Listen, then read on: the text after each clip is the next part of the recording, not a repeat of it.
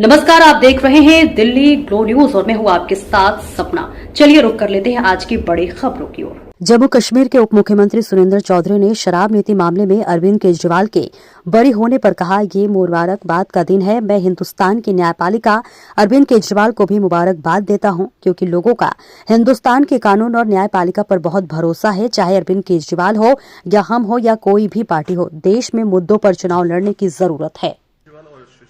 देखिए, ये मुबारकबाद का दिन है और मैं हिंदुस्तान की जुडिशरी को मुबारकबाद देता हूं और केजरी साहब को भी मुबारकबाद देता हूं, क्योंकि लोगों का, हिंदुस्तान के लोगों का हिंदुस्तान के आइन के ऊपर और हिंदुस्तान की जुडिशरी पर बहुत बड़ा भरोसा है।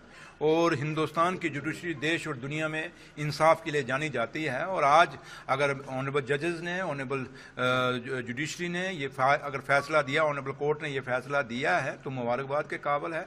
और मैं सलाम करता हूं उन शहीदों को, जिन शहीदों ने 47 में आज़ादी दी और हमें आज़ादी दिलाई और अपनी कुर्बानियाँ दी। तो आज उनकी कुर्बानियों का ही फल है कि आज हम यहाँ खड़े होकर बात कर रहे हैं। तो लिहाजा मैं केजरीवाल साहब को भी मुबारकबाद देता हूँ, अपने हिंदुस्तान की जुडिशरी और को मुबारकबाद देता हूँ, जिन्होंने अपने हिंदुस्तान के आइन का और हिंदुस्तान की डेमोक्रेसी का मान रखा है। सर, उन्होंने दिल्ली में मीडिया से बात करते हुए ये कहा, एक तो रोते हुए कहा कि मैं कट्टर ईमानदार हूँ, दूसरा उन्होंने कहा कि जो इलेक्शन होने चाहिए वो डेवलपमेंट के लिए होने चाहिए, ना कि टारगेट करने के लिए। मैंने यही कहा कि चाहे केजरीवाल साहब हों, चाहे हम हों, या कोई भी पार्टी हो, देश में मुद्दों पे इलेक्शन लड़ने की जरूरत है। देश में कहीं भी हमें लोगों को गुमराह करके हम वोट तो ले लेंगे, लेकिन देश की डेवलपमेंट रुक जाएगी। इस देश की खूबसूरती यही है, ये महात्मा गांधी का देश है जहां अनेकता में एकता है। ये वो देश है, सारे जहां से अच्छा हिंदुस्तान हमारा, हम बुलबुले हैं इसके, ये हिंदुस्तान हमारा। ये गीत क्यों बनाएंगे?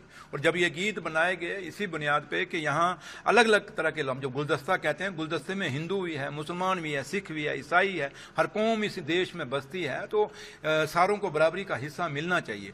तो लिहाजा इसमें कोई शक नहीं कि पार्टियों को, चाहे मैं जिस पार्टी से बिलोंग करता हूं, चाहे कोई दूसरी पार्टी है, हर पार्टी को मुद्दों पे इलेक्शन लड़ना चाहिए। और जो आज का फैसला आया, और वो भी यही सबक देता है कि हमें मुद्दों पे बात करनी चाहिए। और सबसे बड़ी बात है, जब हम मुद्दों से भटक रहे हैं तो हम आने वाली अपनी नस्ल को, नौजवानों को गुमराह कर रहे हैं। आज नौजवान नशों की तरफ जा रहा है, बेरोजगारी इस देश में और पूरे देश में एक मुंह बाए खड़ी है। और जो बच्चा आज ड्रग्स के साथ जुड़ रहा है, उसकी सबसे बड़ी कारण यही है कि बच्चा डिप्रेशन में जा रहा है। उसका कारण यही है कि उसको नौकरी नहीं मिल रही। आप में से भी कई हैं जिन्होंने नौकरियों की तलाश में आज पत्रकार बन गए।